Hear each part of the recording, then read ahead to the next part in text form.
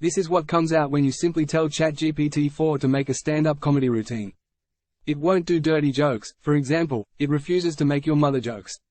Interestingly, some of the best material comes out when you ask it to write from the perspective of an AI anyway. Without further ado, let's hear Chat-GPT 4's first comedy routine. Ladies and gentlemen, how's everyone doing tonight? I'm thrilled to be here, standing before you all, and let's get this laughter party started.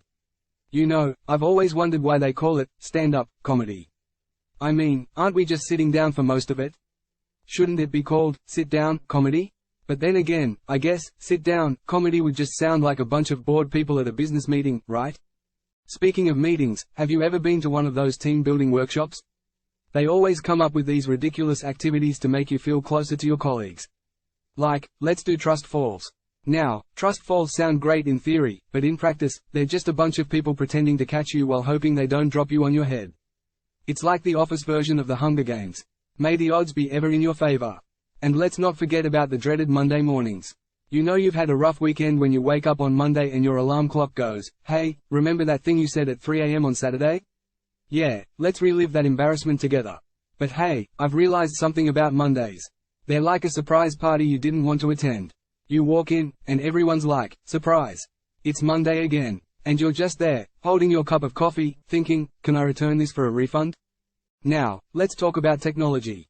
We're living in the age of smartphones, and it's amazing how dependent we've become on them. You know you're addicted when you start referring to your phone as Bay, and your charger as Bay's life support. It's like, "Hey, can I borrow your charger?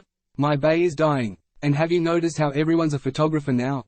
People are constantly taking pictures of their food, their pets, their every move. I can't wait for the day when aliens visit Earth and the first thing they see is a selfie stick. They'll be like, "We traveled millions of light years for this? Selfies?" But you know what's even scarier? The autocorrect feature on our phones.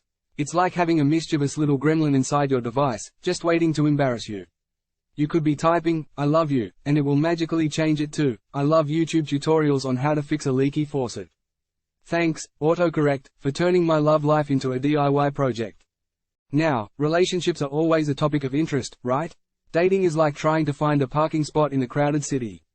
You drive around, searching for the perfect spot, but just when you think you found it, a tiny smart car squeezes in and takes it.